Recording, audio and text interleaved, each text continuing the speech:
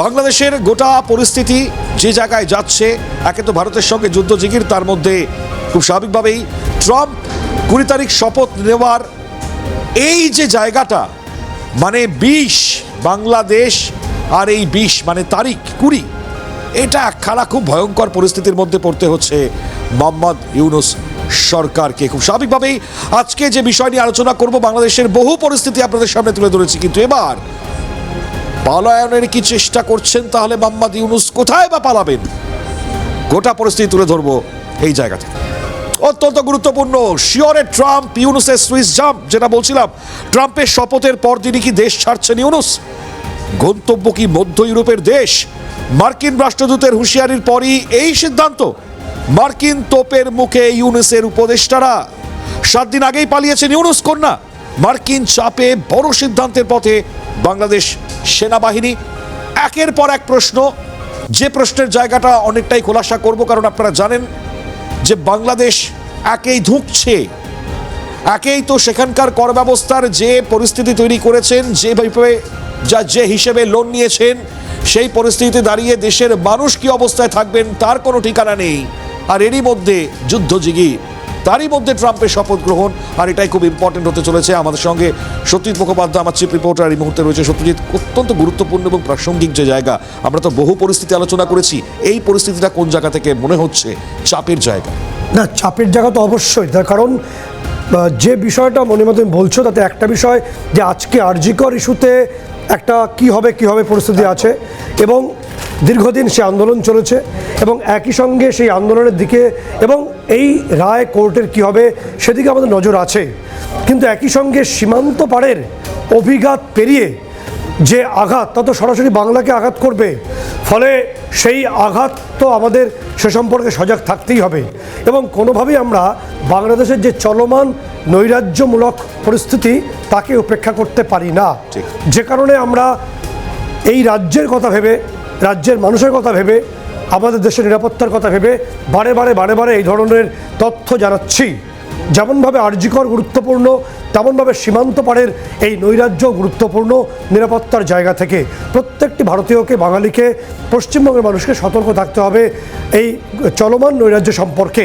যে তথ্য মণিময় বলছিল, খুব গুরুত্বপূর্ণ বিষয়, কারণ আমরা গতদিন বলেছিলাম যে ট্রাম্প প্রশাসন 20 তারিখ শপথের পরেই আর মাত্র কয়েক ঘন্টা, তো তারপরেই বাংলাদেশের বিরুদ্ধে একটা সম্ভবত ট্রাভেল স্যাংশন বা ভ্রমণ সংক্রান্ত নিষেধাজ্ঞা আনতে পারে। এটা আমাদের বক্তব্য ছিল, এবং ক্যালকাটা নিউজ, সিএনএর খবরে শিলমোহর দিয়ে যে তথ্য আমরা দেখাবো আমাদের স্ক্রিনে, আমরা বলছিলাম যে বাংলাদেশে বারে এই যে সন্ত্রাসমূলক বিষয়, জঙ্গিবাদ বা একটা নৈরাজ্যের পরিস্থিতি, সেই বিষয়টাকে শিলমোহর দিয়ে নিযুক্ত হওয়ার 7 দিনের মাথায় ভারপ্রাপ্ত মার্কিন রাষ্ট্রদূত বাংলাদেশের স্ট্রেসি অ্যান্ড জ্যাকবসন, আমরা বলছিলাম, আগেও বলেছি, আবারও বলছি, ভারপ্রাপ্ত মার্কিন রাষ্ট্রদূত স্ট্রেসি অ্যান্ড জ্যাকবসন তিনি বৈঠক করেন গতকালই। সেই ছবি আমরা দেখতে পাচ্ছি, শুক্রবার অর্থাৎ বেলার দিকে বৈঠকটি তিনি করেন।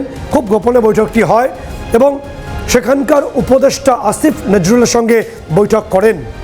অদ্ভুত বিষয় হলো, এ বিষয়ে ঢাকার যে ইউএস এম্বাসি, তারা নির্দিষ্টভাবে কিছু তথ্য জানিয়েছে, কিন্তু বাংলাদেশের তদারকি সরকারের তরফে একটা বক্তব্য নেই।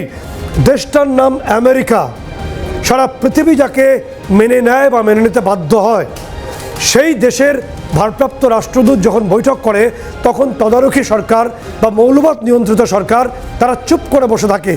এবং নির্দিষ্টভাবে যে তথ্য আমরা পাচ্ছি বিভিন্ন সূত্র মারফত, স্ট্রেসি অ্যান্ড জ্যাকবসন তিনি জানতে চেয়েছেন যে এই যে বিভিন্ন জেল থেকে জঙ্গিগুলোকে ছাড়া হচ্ছে, তার সংখ্যাটা কি।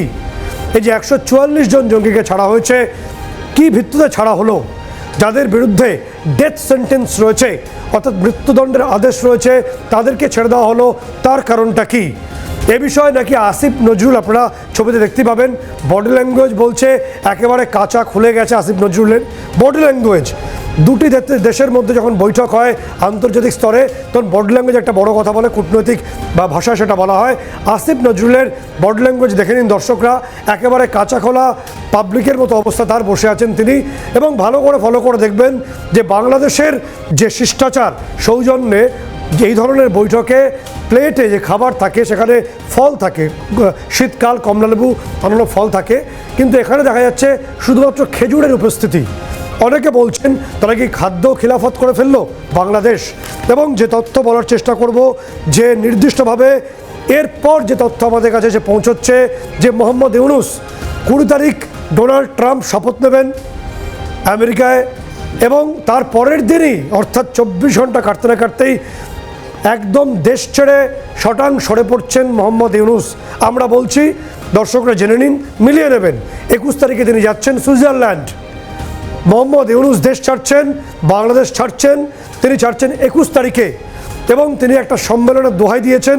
অনেকে বলছেন যে তিনি আর দেশে ফিরবেন না। অনেকে মনে করতে পারছেন 2007 সালে যখন তিনি একটি রাজনৈতিক দল তার যে তিনি শুরু করেছিলেন সেই দলটির দোহাই দিয়ে দলটিকে অর্ধেক রেখে তিনি মাঝপথে এই দেশ ছেড়ে যে বিদেশ গেছিলেন, তারপর প্রায় 15-20 বছর পরে তিনি আবার ফিরলেন সুপুত্র হিসেবে। এবার তিনি যে যাবেন, তিনি আর ফিরবেন এমনটা কেউ দাবি করছে না, প্রথমত। দ্বিতীয়ত, আমরা যে তথ্য জানিয়ে রাখবো দর্শকদের জন্য যে গত 13ই জানুয়ারি যমুনা ভবন থেকে তার যে ছোট কন্যা ডিনা আফরোজ ইউনূস, আমরা ছবিতে দেখিয়ে দেবো, গত 13ই জানুয়ারি তিনি আস্তে আস্তে আস্তে আস্তে তল্পিতল্পা গুটোচ্ছেন বাংলাদেশ থেকে। ছবিতে দেখাচ্ছি ডিনা আফরোজ ইউনূস, তার ছোট কন্যা, বড় কন্যা মনিকা ইউনূস আমেরিকায় থাকেন। সে বিষয়ে ট্রাম্প খোঁজ নিয়েছেন, এবং ছোট মেয়ে ডিনা আফরোজ ইউনূস তিনিও বিদেশে পাড়ি জমিয়েছেন 13ই জানুয়ারি, একেবারে বাক্স প্যাটরা সমেত। অর্থাৎ এই ডিনা আফরোজ ইউনূস, আমরা ছবিতে দেখাবো যে রাষ্ট্রসংঘের যে বৈঠক ছিল, যে বৈঠকে গত সেপ্টেম্বর মাসে মোহাম্মদ ইউনূস যোগ দিয়েছিলেন, তার সঙ্গে যারা যারা গেছিলেন তার সঙ্গে ডিনা আফরোজ ইউনূস তিনি ছিলেন, একদম প্রথম নামটি ছিল। কারণ যেহেতু মোহাম্মদ ইউনূস একজন ডায়াবেটিক পেশেন্ট, দিনে 2 বার তার ইনসুলিন নিতে হয়, ফলে ডিনা আফরোজ ইউনূসই বাবার সমস্ত বিষয়টা দেখেন বলে একদম ঘনিষ্ঠ সূত্রে আমরা জানতে পারছি। ফলে সেই ডিনা আফরোজ ইউনূসও দেশ ছেড়ে চলে গেছেন। যে তথ্য আমাদের কাছে এসে পৌঁছচ্ছে তা আরও ভয়ঙ্কর, যে ইতিমধ্যেই বাংলাদেশ সেনাও সক্রিয় হয়েছে। তার কারণ হলো যে আমেরিকার তরফে এবং রাষ্ট্রসংঘের তরফে যে তথ্য জানা যাচ্ছে, জানতে পেরেছেন, এবং সেনাপ্রধান ওয়াকারুজ্জামান বা সেনাবাহিনীর যারা সিরিয়াসলি যারা অফিসার্স আছেন তারা জানতে পেরেছেন যে এই জঙ্গিবাদ, মৌলবাদের জন্য তাদের যে শান্তিরক্ষী মিশনে যে বাংলাদেশ কাজ করে সেইটাকেও বন্ধ করার পথে সেটাকে স্তব্ধ করা হচ্ছে। ফলে তারা শান্তিরক্ষী মিশন থেকে সরে আসলে বাংলাদেশের মুখ আন্তর্জাতিক স্তরে মারাত্মকভাবে পড়বে, এবং তারা নিষেধাজ্ঞার মুখেও পড়তে পারে। যে কারণে আমেরিকার দৌত্যে সম্ভবত এবং আরও বেশ কয়েকটি দেশের উদ্যোগে নির্দিষ্টভাবে সেনাবাহিনী তারা 21শে জানুয়ারির পর, আবার জানিয়ে রাখছি আমরা, 21শে জানুয়ারির পর যে কোনো দিন বাংলাদেশে সাংবিধানিক সরকারকে রিইনিশিয়েট করতে পারে। অর্থাৎ এই তদারকি সরকারের তরফে যারা আছেন তাদের অবস্থা কী হবে আমরা এই মুহূর্তে বলতে পারছি না। এবং আমরা দেখিয়ে দেবো যে এই তদারকি সরকারের মধ্যে যে অন্যতম মুখ হাসনাত আবদুল্লাহ, সেই হাসনাত আবদুল্লাহ আমরা দেখাবো কিছু পরেই, তিনি বসে আছেন, গজবা হিন্দের ডাক দিচ্ছে মৌলবাদীরা। সেই মঞ্চে আপনারা দেখতে পাচ্ছেন যে এই হলো সরকার, এরা দেশ চালাবে। মৌলবাদীর ধারক বাহকরা গিয়ে সরকারে উপস্থিত হয়েছে। হাসনাত আবদুল্লাহ তিনি গিয়ে বসে আছেন মৌলবাদী এক ধর্মীয় নেতার পাশে, এবং তারা সেখানে বসে ভারত বিভাজনের ডাক দিচ্ছে। এই হলো ভাবমূর্তি, দেশ চালাবে, সরকার চালাবে, প্রতিবেশী হিসেবে আচরণ করবে। সুতরাং এদের সঙ্গে যা ব্যবহার করা উচিত সেটা তো হবেই, কোনো সন্দেহ নেই। এবং মোহাম্মদ ইউনূস 21শে জানুয়ারি তিনি দেশ ছাড়ছেন বলেই আমরা তথ্য পাচ্ছি। তার যে ছোট কন্যা আগেই দেশ ছেড়েছেন। বাংলাদেশের মানুষ আপনারা আশ্বস্ত হতে পারেন যে নৈরাজ্যের সবে সূচনা বড়ভাবে আসছে আপনাদের জন্য। এবং মোহাম্মদ ইউনূস 2007 সালে যেমন দেশ থেকে পালিয়ে গেছিলেন, তিনি ফের সেই পথে আসতে চলেছেন। মনিমা, এভাবে গোটা বিষয়টা এগোচ্ছে। আমেরিকার তরফে নিষেধাজ্ঞার যে সম্ভাবনা তৈরি হয়েছে, এবং মোহাম্মদ ইউনূস তিনি দেশ ছাড়ার পরিকল্পনা মোটামুটি ঠিক করেই ফেলেছেন। এবার বুঝতে পারছেন তাহলে পরে কোন জায়গায় মূলত পরিস্থিতি গিয়েছে। আমি সত্যজিৎ খুব অবাক করা জায়গা, এর আগেও পরিস্থিতি তিনি জানেন সবটা। মার্কিন মুলুক থেকে এই জায়গায় যদি নির্দিষ্ট করে কোনো প্রশ্নের জায়গা যদি অ্যারাইজ হয়, তখন তারা তার খোলাসা করতে পারবেন না, সামনাসামনি হতে পারবেন না। তারপরেও তাদের কেন এই কূটনৈতিক চাল বাংলাদেশে? না, এটা খুব সহজ একটা ব্যাপার। দেখবে যে তুমি এমন একটা বাঘের পিঠে চড়ে বসেছো না, যেখান থেকে নামার কোনো উপায় নেই। ফলে থাকলেও তুমি সমস্যায় এবং তুমি নামলেও তোমাকে অনিবার্য একটা পরিণতির মুখে এগোতে হবে। এবং সেই কারণেই সবটা বুঝতে পারছেন মোহাম্মদ ইউনূস, তিনি একজন বড় লবিস্ট, এবং যেটা নিয়ে কোনো সন্দেহ নেই যে ট্রাম্প ক্ষমতা আসার পরই ক্লিন্টন ফাউন্ডেশনের পর্দা ফাঁস হবে। এবং পাশাপাশি ক্লিন্টন ফাউন্ডেশনের অর্থ কিভাবে এসেছিল, গ্রামীণ আমেরিকার অর্থ কীভাবে ক্লিন্টন ফাউন্ডেশনে গেছে, মোহাম্মদ ইউনূস কীভাবে তৃতীয় সর্বোচ্চ কন্ট্রিবিউটার হয়েছেন ক্লিন্টন ফাউন্ডেশনের, তার যিনি ব্যবসায়িক দোস্ত, ব্যবসায়িক বন্ধু অর্থাৎ হিলারি ক্লিন্টন, তার ভূমিকা কী ছিল, এবং ট্রাম্প নির্দিষ্টভাবে ইউনূস বুঝতে পারছেন যে এই যাত্রায় তার আর কোনো ছাড় নেই। এবং জানিয়ে রাখার প্রয়োজন রয়েছে যে ছবিটা উঠে আসছে একে একে আরো তোমার থেকে এই ছবিগুলো জানবো। আন্তর্জাতিক সম্পর্ক বিশেষজ্ঞ দেবাশিস নদী, তিনি টেলিফোন দ্বারে রয়েছেন। দেবাশিস, তাকে স্বাগত জানাবো। সরাসরি তাকে প্রশ্ন। একদম দেবাশিস বাবু, আপনাকে অনেক স্বাগত। যে প্রশ্ন মণিময় করছিল আপনাকে একইভাবে এগোবো। যে তথ্য আমরা পাচ্ছি, 20 তারিখে শপথ নিচ্ছেন ডোনাল্ড ট্রাম্প এবং 21শে জানুয়ারি নির্দিষ্টভাবে সুইজারল্যান্ডের উদ্দেশ্যে পাড়ি জমাচ্ছেন মোহাম্মদ ইউনূস। সম্মেলনের দোহাই দিয়ে ফিরবেন কিনা সন্দেহ আছে।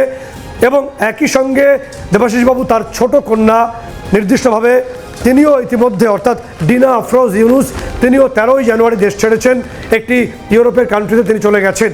ফলে সপরিবারে দেশ ছাড়ছেন ইউনূস। ফলে একটা পরিকল্পনা ছাপ পাচ্ছি আমরা। ফলে গোটা বিষয়টা কোন দিকে এগোচ্ছে এবং এই উপদেষ্টা বা তদারকি সরকারের বাকি সদস্যদের কি হতে পারে? দেবাশিসবাবু। হ্যাঁ, দেখুন, মোহাম্মদ ইউনূস ক্ষমতা আসার পরে ঘরের বাইরে চাকরি ছিলেন। বিশেষ করে অভ্যন্তরীণ ক্ষেত্রে যে সমস্ত নিয়ম নীতি তিনি চালু করেছিলেন এবং তিনি যেভাবে একের পর হিউম্যান রাইটস ভায়োলেশনের সাথে যুক্ত ছিলেন এবং সংশোধনের নামে বাংলাদেশের এন্টায়ার স্ট্রাকচার চেঞ্জ করতে পেরেছেন এবং র্যাডিক্যাল ফোর্সের সাথে তার যে সক্ষতা বৃদ্ধি পেয়েছিল, সেখানে একটা আন্তর্জাতিক চাপ সৃষ্টি হচ্ছিল যে মোহাম্মদ ইউনূসের সদিচ্ছার অভাব রয়েছে কোথাও সন্ত্রাসবাদ দমন করার ক্ষেত্রে, এবং মোহাম্মদ ইউনূস এই জামাত ইসলাম এবং অন্যান্য সন্ত্রাসবাদী গোষ্ঠীগুলোকে যেভাবে মদত দিচ্ছে, তাতে করে দক্ষিণ এশিয়ার এন্টায়ার সিকিউরিটি চ্যালেঞ্জের সামনে এসছে। এবং ট্রাম্প ক্ষমতা আসার আগে থেকেই বিভিন্ন সময় বার্তা দিয়েছেন কেন বাংলাদেশ হিউম্যান রাইটস ভায়োলেশন হচ্ছে, কেন গণতন্ত্র প্রতিষ্ঠা হচ্ছে না, কেন নির্বাচন হচ্ছে না। সুতরাং এই চাপের জন্য ট্রাম্প যখন শপথ গ্রহণ করতে চাইছেন, ইউনূস এটা জানতেন ভালো করে ট্রাম্প ক্ষমতায় বিপদে পড়বেন। সুতরাং তিনি এর আগে পাকিস্তানের সাথে যোগাযোগ করার চেষ্টা করেছিলেন, কানাডার সাথে যোগাযোগ করার চেষ্টা করে অন্যান্য দেশে আশ্রয় করার জন্য, ইউকেতেও তাই যোগাযোগ করেছিলেন। এখন তিনি যোগাযোগ করছেন যে সুইজারল্যান্ডে যদি ওখানে সম্মেলনের নাম করে যাওয়া যায়। দেবাশিস বাবু, আমি আসছি আপনার কাছে। যে পরিস্থিতি অ্যারাইজ হয়েছে এই মুহূর্তে বাংলাদেশে, তাহলে ইউনূস কি করবেন? এখন সব থেকে বড় প্রশ্ন, তাহলে পরে পরবর্তী পরিস্থিতি কোন জায়গায় যেতে চলেছে, বাংলাদেশের অবস্থায় বা কি হবে? গোটা পরিস্থিতির দিকে নজর রাখছি। Jack olive oil body oil, কবিতার মতো ত্বক, জাগায় মনে নতুন সুর। সময় নষ্ট না করে সত্যি দেখাই চলে যাবো সরাসরি। সত্যি তুমি যেমনটা বলছিলে এবং প্রশ্ন করছিলে দেবাশিস বাবুকে। একদম মনিময়, যে ছবিটা আমরা বলার চেষ্টা করবো, আমি দেবাশিস বাবুর কাছে যাওয়ার আগে ছোট্ট একটা ক্লিপিং দেখাচ্ছি যে এমন একটা রাষ্ট্র যেখানে ভোটার আইডি থেকে সমস্ত আইডি, পাসপোর্ট, সেখানে একটা ধর্মীয় দোহাই দিয়ে একদম মুখে কাপড় ঢাকা দেওয়া, তারা কারা আমরা তো জানি না, তারা বলছেন কোনো ছবি টবি প্রয়োজন নেই, আমাদের উইদাউট ছবিতেই পাসপোর্ট এবং আমাদের আইডি আমরা পেতে আমরা দাবি করছি। বাংলাদেশের ছবি, অর্থাৎ জঙ্গি বা মৌলবাদ কোন জায়গায় গেছে সেই বক্তব্য আমরা দর্শকদের দেখানোর চেষ্টা করব। আমাদের মূল দাবি হচ্ছে তিনটি। এক, যারা কিনা আমাদেরকে এই জাতীয় পরিচয়পত্র প্রদান না করে বাংলাদেশের নাগরিকত্বের অধিকার থেকে বঞ্চিত করেছে, আমরা তাদের বিচার চাই। 2, আমরা মুখের ছবি ছাড়া ফিঙ্গারপ্রিন্ট দিয়ে জাতীয় পরিচয়পত্র চাই। 3, ফিঙ্গারপ্রিন্ট যখন আমরা দিব তখন ওইখানে মহিলা অফিস কর্মকর্তা থাকবেন। এটাই হচ্ছে আমাদের তিনটা দাবি। আমরা মুসলমান, আমাদেরকে শরীয়তসম্মতভাবে চলতে হবে। আমরা পর্দা করি, আমরা ছবি তুলবো না। ছবি তুলতে হলে কোনো পুরুষ আমাদের চেহারা দেখবে, এটা আমরা চাই না। আমরা চাই আপাদমস্তক উপর থেকে নিচ পর্যন্ত কোনো পশম যেন কোনো পুরুষ না দেখে। কিন্তু এখন এনআইডি কার্ড করতে হলে আমাদের ছবি তুলতে হয়, কিন্তু সেই ছবি তুলতে আমরা পারবো না। তা আমরা চাই যেন আমাদেরকে ছবি মুক্ত এনআইডি কার্ড করতে দেওয়া হয়। আমার বাবার সম্পত্তি এখন আমি পাবো না, আমার বাবার সম্পত্তি পাওয়ার জন্য এখন আমাকে এনআইডি কার্ড করতে হবে, নাহলে আমি বঞ্চিত হচ্ছি। এটা আমার নাগরিক অধিকার, আমি এই নাগরিক অধিকার পাচ্ছি না। আমি চাই যেন অবিলম্বে আমাদেরকে ছবি মুক্ত এনআইডি কার্ড করার ব্যবস্থা করে দেওয়া হয়। অর্থাৎ ছবিটা পরিষ্কার। দেবাশিস, আপনি শুনলেন যে ধর্মীয় দোহাই দিয়ে রাষ্ট্রীয় ব্যবস্থাকে উপেক্ষা করতে চাইছে একটা বড় অংশ, তারা মৌলবাদ নিশ্চিতভাবে বা মৌলবাদী। দেবাশিস, যে প্রশ্ন আপনার কাছে আমাদের, যে সিএন লাগাতার বলে আসছে, গতকাল স্ট্রেসি অ্যান্ড জ্যাকবসন তিনি বৈঠক করে জানিয়েছেন যে কিভাবে জেল থেকে এই বাবর সহ জঙ্গিদের ছাড়া হচ্ছে, সেই প্রেক্ষাপটটা কি এবং কিভাবে গোটা বিষয়টা হচ্ছে, এই তথ্য জানতে চাই আমরা সূত্র মারফত জানতে পারছি। ফলে আমেরিকার চাপ কতটা এই মুহূর্তে বাংলাদেশের উপরে, এবং সেই চাপেই কি ইউনূস তিনি পাত্তারি ঘটাচ্ছেন, একদম বাক্স ব্যাটরা নিয়ে তিনি ইউরোপে ভেঙে পড়তে চাইছেন? হ্যাঁ, দেখুন, ইউনিসের এটা হলই ছিল। অনেকেই বলেছে শেখ হাসিনা মানে যেভাবে বিতাড়িত হয়েছিলেন, ইউনুস অনেকটা সে পক্ষে বিতাড়িত হবেন, কারণ তিনি রাজধর্ম পালন করতে ব্যর্থ হয়েছেন। অর্থাৎ একটি ধর্মনিরপেক্ষ সংবিধানের চরিত্র থেকে বাংলাদেশকে সরিয়ে এনে একটি ইসলামিক রাষ্ট্রে পরিণত করার চেষ্টা করেছেন তিনি। এবং যেভাবে এই মানে নাগরিকত্ব যে কার্ড তৈরি করার যে বিষয়টি আমরা দেখলাম, মহিলাদের যে ভাষা শুনলাম, সেখানে পরিষ্কার যে বাংলাদেশে যে মৌলবাদী যে সংস্কৃতি অনেকটা আফগানিস্তান তালিবানদের মতো, এবং যে সমস্ত জঙ্গি ছাড়া হয়েছে তালিবানদের রেজিমে, অনেক তালিবান ছাড়া হয়েছে আফগানিস্তানে, বাংলাদেশও ছাড়া হয়েছে। অর্থাৎ এইরকম বাংলাদেশে যে মানে পরিস্থিতি, সেখানে বাংলাদেশের যারা সুস্থ মস্তিষ্ক সম্পন্ন মানুষ, যারা বুদ্ধিজীবী, সে অংশটাকে দেখতে পাচ্ছি না আমরা 15 আগস্টের ভয়ের ভিতর। তো তাদের একটা চাপ কিন্তু রয়েছে, এবং যেহেতু বাংলাদেশ ইউএনও সদস্য, বিভিন্ন আন্তর্জাতিক মানে সংস্থার সদস্য, সুতরাং একটা চাপ বাংলাদেশের আছে। এবং ট্রাম্প তো পরিষ্কার করে দিয়েছিলেন যে এরকম অবস্থা চলতে থাকলে যে তারা জিরো টলারেন্স নীতি নিয়েছে সন্ত্রাসবাদ দমন করার জন্য, সেখানে বাংলাদেশকে ছাড়বে না। এবং আমেরিকা এমনি যাই হোক, তাদের একটা অফিসিয়াল কমিটমেন্ট হচ্ছে যেখানে ভায়োলেশন হবে আমেরিকা তাকে প্রোটেক্ট করবে এবং গণতন্ত্র প্রতিষ্ঠার চেষ্টা করবে। সেটা অনেক দেশে হয়তো তারা মানে কূটকৌশলে করেছে, কিন্তু বাংলাদেশের ক্ষেত্রে পরিষ্কার সেই ভয়ে কিন্তু আপনার কাছে যে তথ্য আপনাকে জানাবো, এই যে হাসনাত আব্দুল্লাহ উপদেষ্টা মণ্ডলীর মধ্যে আছেন, তার সম্পর্কে সোশ্যাল সাইটে একটা পোস্ট এসছে, আমরা সেই পোস্ট দেখানোর চেষ্টা করব। এবং সেখানে বাংলাদেশের বর্ষিয়ান সাংবাদিক সাবির খান লিখছেন যে এই শেখ মুজিব মেডিকেল ইউনিভার্সিটির ভিআইপি কেবিন আটকে সেখানে এই উপদেষ্টা মোহাম্মদ ইউনুসের যে সঙ্গী হাসনাত আব্দুল্লাহ, তিনি বান্ধবী নিয়ে নিশি যাপন করছেন। সেই কারণে প্রতিবাদ করায় সামরিক কর্তা অর্থাৎ আর্মি অফিসার রেজাউল জামানকে বদলি করে দেওয়া হয়েছে।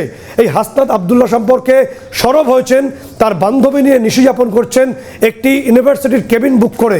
কিভাবে দেখছেন, কতটা অবলম্বন একটা দেশের?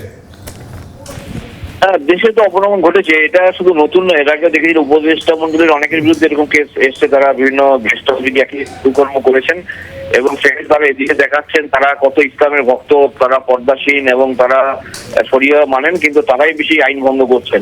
অর্থাৎ মানে ইউনিসের কাছে ইনফরমেশন আছে, কিন্তু ইউনিস শোষণ করছেন তাদেরকে, কারণ তারা যদি বিগড়ে যায় ইউনিসের ক্ষমতা থাকা হবে না। তো তাদের সাথে আপোষ করে নিজেকে গুছিয়ে নেওয়ার জন্য ইউনিস যোগ দিয়েছেন। একটু তার সঙ্গে কথা বলবো। রাজাগোপাল, গতকাল আমরা আলোচনায় ছিলাম, তখন এই যে ট্রাভেল স্যাংশন নিয়ে অর্থাৎ ভ্রমণ নিষেধাজ্ঞার পথে আমেরিকা আমরা প্রথম জানিয়েছিলাম। আজকে আমরা জানাচ্ছি যে 20 তারিখ ট্রাম্প শপথ নেবেন, 21 তারিখে সে দেশ থেকে 5 তারিখ উঠবেন মোহাম্মদ ইউনুস, তিনি যাচ্ছেন সুইজারল্যান্ডে। এবং তার যে ছোট কন্যা ডিনা আফরোজ ইউনুস, তিনি 13 জানুয়ারি দেশ ছেড়ে চলে গেছেন বা পালিয়ে গেছেন, সপরিবারে দেশ থেকে পালাচ্ছেন। তার যারা সাগরেদ উপদেষ্টারা দুবাই সংলগ্ন অংশে ভিলা কিনছে, রিসর্ট কিনছে, সেখান থেকে সেটেল হওয়ার বন্দোবস্ত করছে। কোন পথে এই তদারকি সরকার এবং তাদের গোটা অংশটা এগোচ্ছে বলে আপনার মনে হয়? হ্যাঁ, দেখুন, বোঝাই যাচ্ছে যে সেমিনারের নাম করে বা কোনো কনফারেন্সের নাম করে এরা দেশ ছাড়ছে।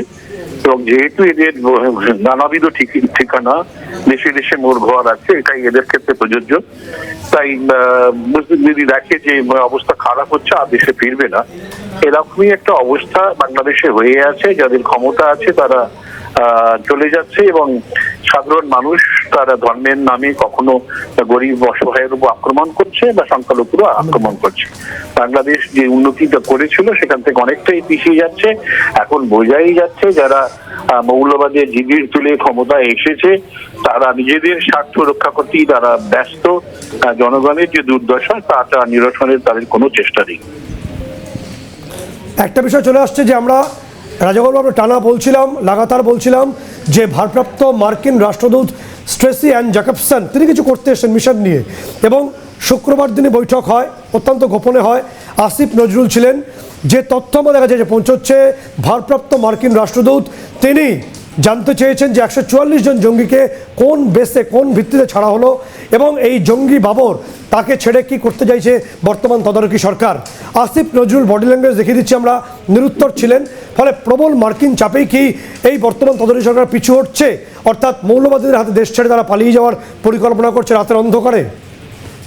হ্যাঁ, দেখুন, এখনই বাইডেন প্রশাসনের তো একদিন বাকি আছে। এর মধ্যেই বুঝতে পারছে বাইডেন প্রশাসনে যারা আছেন, তারা বুঝতে পারছেন যে এমন একটা কিছু করতে হবে যাদের হয়তো তাতে হয়তো ভবিষ্যতে তাদের ট্রাম্প প্রশাসন তাদের অবজ্ঞা না করে, তাদেরকে রেখে দেয়, এরকম তারা চেষ্টাও করে যাচ্ছেন।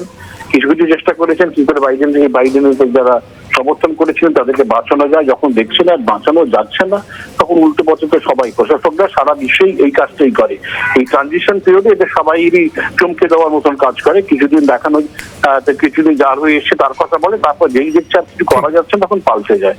আমি দেবাশিস বাবুর কাছে শেষ প্রশ্ন আসবো। দেবাশিস বাবু, নির্দিষ্টভাবে ওয়াকারুজ্জামান বলেছেন যে তারাই ব্যবস্থা করেছিলেন শেখ হাসিনাকে রাষ্ট্রীয় প্রোটোকলে দেশ ছাড়তে, নাহলে জঙ্গিরা তাকে খুন করে ফেলতো। এটা গতকালই তথ্য অনুসারে আমরা পাচ্ছি। ফলে সেনাবাহিনী হয়তো একটা সাংবিধানিক সরকারকে রিইনিশিয়েট করার পথে 21শে জানুয়ারির পরে কতটা সারবত্তা আছে এই গোটা তথ্যের মধ্যে বলে আপনি মনে করেন?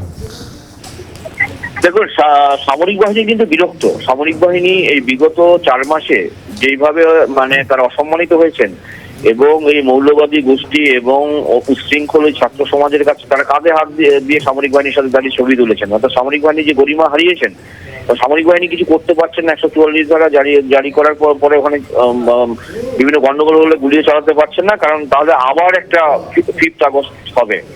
এবং ওয়াকারুজ্জামানও কিন্তু খুব বিরক্ত, কারণ তিনি প্রমিস করেছিলেন 5th আগস্ট ইমিডিয়েটলি হাসিনা চলে আসার পরে তিনি তাড়াতাড়ি তদারকি সরকারের গঠন করার মধ্য দিয়ে ইলেকশনকে ত্বরান্বিত করবেন তদারকি সরকারের আন্ডারে, কিন্তু সেটা করতে পারছে না। উপরন্তু যেভাবে জঙ্গি তৎপরতা বৃদ্ধি পেয়েছে এবং ওয়াকারুজ্জামান নিজেও আতঙ্কিত। দেখুন, কিছুদিন আগে তিনি কমেন্টস করেছিলেন, একদম আপনি সঠিকভাবে বলছেন যে ওয়াকারুজ্জামান বিরক্ত, তিনিও হাত ছেড়ে বাঁচতে চাইছেন।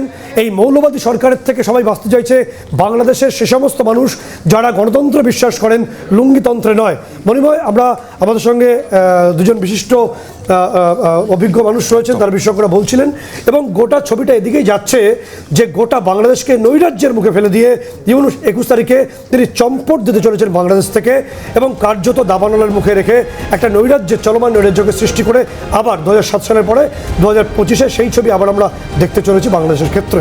কি অবস্থা তাহলে পরে সত্যি ভাবা যায়, ভয়ঙ্কর এক অবস্থা, ভয়ঙ্কর এক অবস্থার মুখোমুখি বাংলাদেশের সাধারণ মানুষ। এই হচ্ছে ইউনূসের আসল মুখ। আমি অসংখ্য ধন্যবাদ জানাবো, সত্যি তুমি এতক্ষণ সময় দিয়েছো এবং নির্দিষ্ট করে যে তথ্য তুলে ধরলে। একই সঙ্গে রাজাগোপাল দা এবং দেবাশিস দা দুজনকে অসংখ্য ধন্যবাদ জানাবো। দেখুন, আজকে 18 তারিখ, হাতে গোনা আর 2 দিন, 20 তারিখ ট্রাম্প শপথ নেবেন, 21 তারিখ। তাহলে পরে কি সত্যি হতে চলেছে যে অবস্থা বা যে পরিস্থিতি নিয়ে আমরা আলোচনা করলাম? নজর থাকবে আমাদের, কঠোরভাবে নজর থাকবে পরিস্থিতি কোন জায়গায় যায়। তবে দুটো নিউজ রুম এখানে শেষ করছি, অন্যান্য সব খবরের জন্য আপনাদের নজর থাক CNN।